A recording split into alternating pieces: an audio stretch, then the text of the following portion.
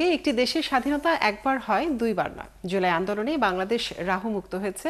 এটাকে মুক্তিযুদ্ধ ও স্বাধীনতার সঙ্গে জড়ানো যাবে না বলে মন্তব্য করেছেন বিএনপির স্থায়ী কমিটির সদস্য ও সাবেক মন্ত্রী ইকবাল হাসান মাহমুদ টুকু।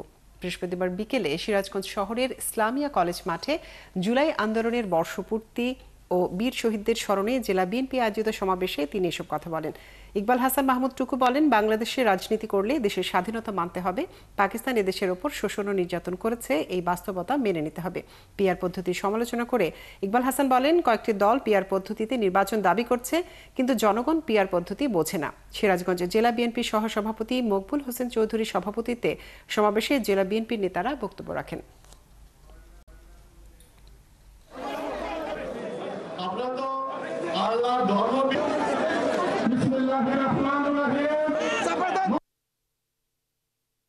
একটা দেশের স্বাধীনতা একবার হয়। যে স্বাধীনতার যুদ্ধ আমাদেরকে একটা মানচিত্র দিয়েছে, যে স্বাধীনতার যুদ্ধ আমাদেরকে একটা পতাকা দিয়েছে, যে স্বাধীনতার যুদ্ধ আমাদেরকে একটা শাসনতন্ত্র দিয়েছে। সেই যুদ্ধে একবার হয়েছে।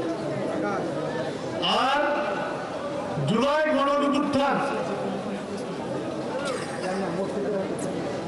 জুলাইয়ের যে গণঅভ্যুত্থান হয়েছে, সেই গণঅভ্যুত্থানে নতুন করে বাংলাদেশ পাওয়া যায়।